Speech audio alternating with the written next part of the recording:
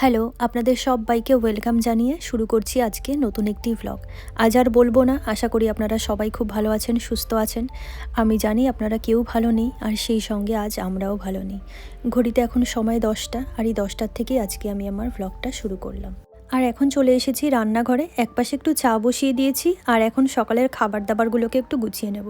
কালকে খুব সকালেই আমরা এখান থেকে বেরিয়ে যাব, সেই জন্য আমাদের কিছু গোছগাছ আছে, টুকটাক অনেক কাজ আছে, তাই ভাবলাম সকালে খাবার দাবার খেয়ে একবারে কাজে লেগে পড়ি। কয়েক মাস আগে ওই মার্চ ফেব্রুয়ারি নাগাদ আমরা গিয়েছিলাম ক্যালিফোর্নিয়াতে ঘুরতে। সেই ভ্লগগুলো এখনও আপনাদের সঙ্গে শেয়ার করে উঠতে পারিনি, তাই ভাবলাম আজ থেকে ওই ক্যালিফোর্নিয়ার ভ্লগগুলি আপনাদের সঙ্গে এক এক করে শেয়ার করি।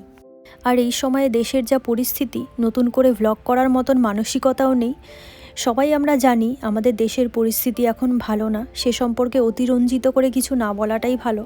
তবে আমরা কিন্তু সবার মতন অপেক্ষা করে রয়েছি কবে সেই ডাক্তার দিদিমণি তার সুবিচারটি পাবে।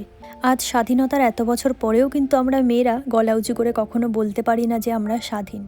রাত 1টার সময়ও বলতে পারি না যে এখন আমরা বাইরে বের হব, আর কখনো বলতেও পারবো না। কাকে বিশ্বাস করে বলবো? কে রাখবে আমাদের বিশ্বাসের দাম?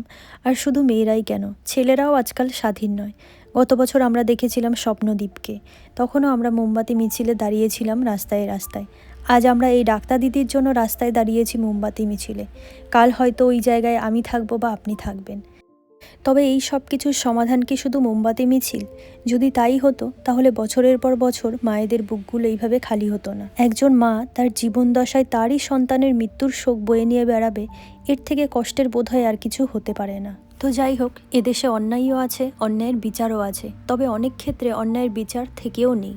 তাই সবাই সবার নিজেদের মানুষগুলোকে আগলে রাখেন, পাশে রাখেন, ভালো রাখেন। গেলে আপনারই যাবে, হারালে আপনারই হারাবে, সে দায় আর কারণ নয়।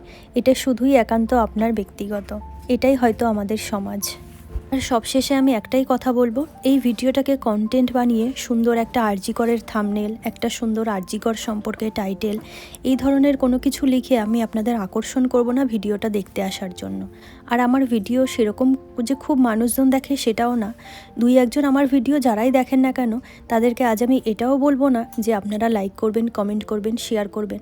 বরং আমার এই ভিডিওটাতে আমি আপনাদের সবাইকে বলবো, এখানে লাইক, কমেন্ট, শেয়ার কিচ্ছু করার দরকার নেই। আমার ভিডিও 2-1জন আপনারা যারাই দেখুন না কেন, তাদের কাছে হাত জোর করে শুধু একটাই অনুরোধ, আপনারা শুধু পরমেশ্বরের কাছে একটু মন থেকে প্রার্থনা করেন যাতে আমরা এই দিদিভাইয়ের সঠিক বিচারটা দেখতে পারি, খুব শীঘ্রই দেখতে পারি। এখন এই পরিস্থিতিতে শুধুমাত্র পরমেশ্বরই ভরসা আমাদের কাছে, আমাদের আর ভরসা করার মতন কেউ থাকলো না। তো যাই হোক, এ সম্পর্কে আর কিছু বললাম না, শুধুমাত্র সঠিক বিচারের অপেক্ষায় থাকলাম। আর এদিকে তো আমরা সকালে একটু ভারী খাবার দাবার খেয়ে নিয়েছিলাম, তারপরে যে যার কাজে লেগে পড়েছি। আমি এদিকে চলে এসেছি ব্যাগপত্র গোছানোর জন্য। তো আমার ব্যাগটাই ভাবলাম আগে গুছিয়ে নিই, কারণ ওর ব্যাগ গোছানোর জন্য সেখানে আবার আমার যেতে হবে। তো সেই জন্য আগে আমারটাই ধরেছি। আর ঘরে নানান রকম ছোটোখাটো কিছু টুকটাক কাজ আছে, যেমন এতদিনের জন্য যেহেতু যাচ্ছি, ঘরবাড়িগুলো নোংরা হয়ে থাকবে, তাই এটাকে একটু ভ্যাকুমও করে নিয়েছি, এদিক ওদিকে একটু মোছামুছি করে নিয়েছি। আমরা বাড়ি থেকে বেরোচ্ছি অনির্দিষ্টকালের জন্য। কবে বাড়ি ফিরবো সেটা আমরা সঠিকভাবে নিজেরাও জানি না। এখান থেকে অবশ্য ফ্লাইটে করে গেলে ওই 2-2.5 ঘন্টা মতন সময় নিয়ে নেয় ক্যালিফোর্নিয়াতে যাওয়ার জন্য। তবে আমরা ফ্লাইটে যাচ্ছি না, আমাদের প্রধান উদ্দেশ্যই এটা যে আমরা ক্যালিফোর্নিয়াতে গিয়ে বেশ কয়েকটা ভালো ভালো জায়গা ঘুরে ঘুরে বেড়াবো। আর ফ্লাইটে যদি যাওয়া হয়, সেখানে গিয়ে আমাদের আলাদা করে আবার গাড়ি রেন্টে নিতে হবে। আর সেই জন্যই আমরা ফ্লাইটে যাব না, আমরা আমাদের গাড়ি নিয়েই যাব।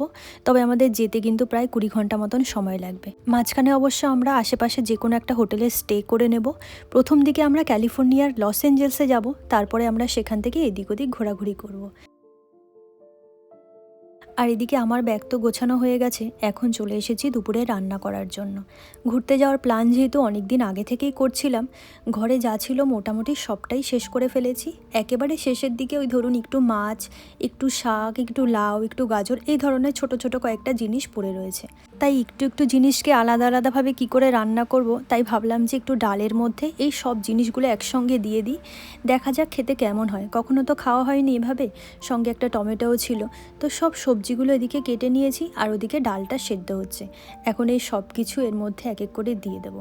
তবে একদম শেষের দিকে ঘরে অল্প শাকসবজি থাকলেও ডিম রয়েছে অনেকগুলো, ভাবছি কয়েকটা ডিম কালকে ওর বন্ধুদের দিয়ে দেবো। আর যেহেতু আমরা অনেক সকালের দিকে বের হব, তাই সেই ডিমগুলো দিয়ে একটু হালকা ফ্রাইড রাইস করে সঙ্গে করে নিয়ে যাব। সারাদিন যেহেতু আমাদের রাস্তায় থাকতে হবে সেই জন্য। আর এখানে কয়েকটা গাজর ছিল, সেগুলোও দিয়ে দিয়েছি।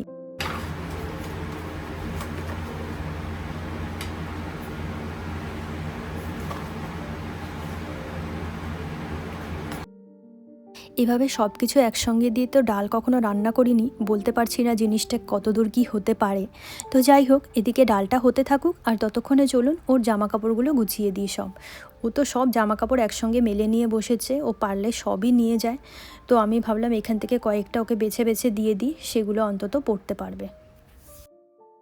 আমেরিকাতে আসার পর এই যে প্রথমবার যেখানে আমি এত দূরের জার্নিতে যাচ্ছি। অন্যান্য সময় তো মা সঙ্গে থাকতো, ব্যাগপত্র গোছানোর দায়িত্বে কিন্তু মাই থাকতো। আর এটা যেহেতু আমার প্রথমবার, আর এত দূরের জার্নি, আবার কতদিনের জন্য যাচ্ছি সেটাও ঠিক নেই। কী জামা কাপড় নেব আর কী নেব না সেটাই বুঝে উঠতে পারছি না।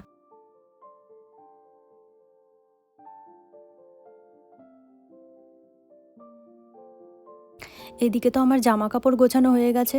ও যতগুলো জামা কাপড় বের করেছিল ঠিক ততগুলো জুতোই বের করেছে। একটা ব্যাগই হয়েছে আমার শুধুমাত্র জুতোর জন্য, আরও জুতো নিতে চেয়েছিল, তো সেগুলোকে আমি আর নিতে দিইনি। তো যাই হোক, এই যে ফাইনাল আমাদের ব্যাগটাও সেট হয়ে গেছে।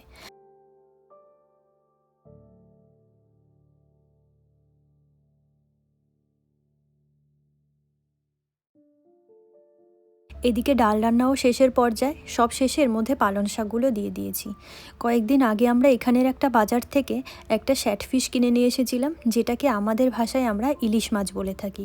তবে মাছটা তো রান্না করে ফেলেছিলাম, মাছের লেজটা পড়ে রয়েছে। তাই ভাবলাম আজকে একটু সবাই ইলিশ মাছের লেজা ভর্তা খায়, আমিও এটা দিয়ে আজকে একটু লেজার ভর্তা বানিয়ে ফেলি। তবে আগে কখনো এইভাবে খাইনি, শুনেছি খেতে খুবই ভালো লাগে।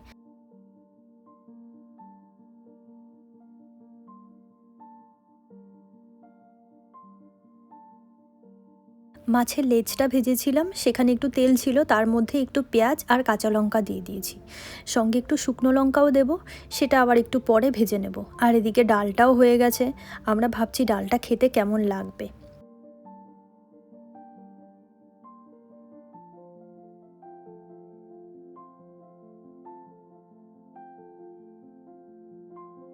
এদিকে মাছের লেজটাকে একটু কড়া করেই ভেজেছি, আর এই যে শুকনো লঙ্কাও ভেজে নিয়েছি। আর মাছটাকে এদিকে কাটা মোটামুটি ছাড়িয়ে নিয়েছি যতটুকু পারি।